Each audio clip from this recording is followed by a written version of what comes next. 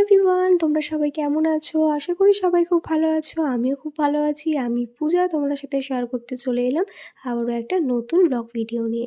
তো আজকে ছিল তোমার দাদাভাইয়ের ডে অফ, আর তোমার দাদাভাইয়ের ডে অফ থাকবে আমরা বেরোবো না তা তো হয় না। তাই কিন্তু রেডি সেডি হয়ে একদম সন্ধেবেলায় বেরিয়ে পড়েছিলাম একটু ফুচকা খেতে যাব বলে। আর এদিকে বাইরে ছিল প্রচণ্ড ঠান্ডা, তাই কিন্তু আমরা তিনজন মিলে একদম ঠান্ডার পোশাক আশাক পরে নিয়েছি, দেখতেই পাচ্ছ। মামামকে তো দুখানা টুপি পরিয়েছিলাম, আর এদিকে আমিও পরে নিয়েছিলাম আমার সোয়েটারের টুপিটা, কারণ বাইরে খুব ঠান্ডা। আর আজকে আমরা যাচ্ছিলাম একটু হাই রোডের দিকে, তাই কিন্তু একদম ভালোভাবে প্রোটেকশান নিয়ে বেরিয়েছি বলতে পারো।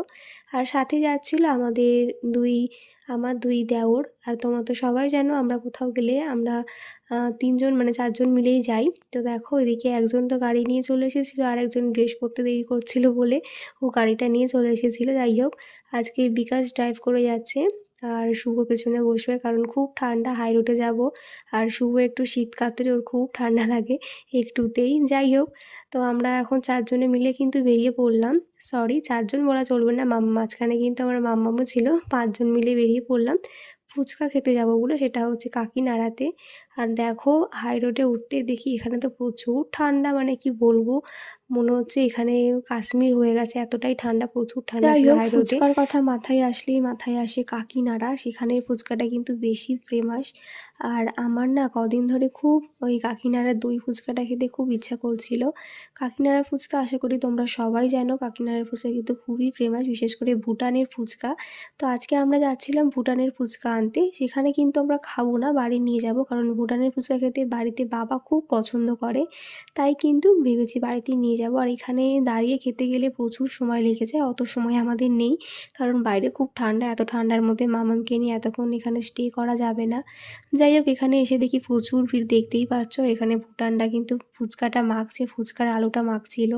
তো আমরা বাড়ির জন্য ফুচকা পার্সেল করে নিলাম। আর এখানে দই ফুচকাও নাকি পাওয়া যায়, আমি কোনো দিন খাইনি। তবে আমার ভুটানের থেকে, ভুটানের পাশে যেই দোকানটা ছিল আর কি, আরেকটু এগালেই, সেখানে দই ফুচকাটা আমার বেশি ভালো লেগেছে।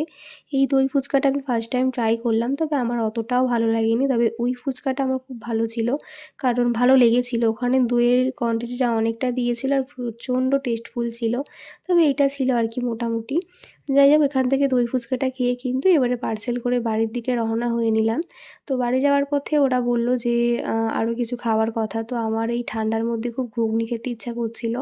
তো ইচ্ছা করছিল বলা ভুল, ওরাই বলল চলো চল ওখান থেকে একটু ঘুগনি খাবো। তো দোকানে আসাতেই কিন্তু মাম্মাম বায়না করে বসলো ও একটা চিকেন পকোড়া খাবে। তো ওর জন্য ওর কাকাই এই চিকেন পকোড়াটা নিল। আর এখানে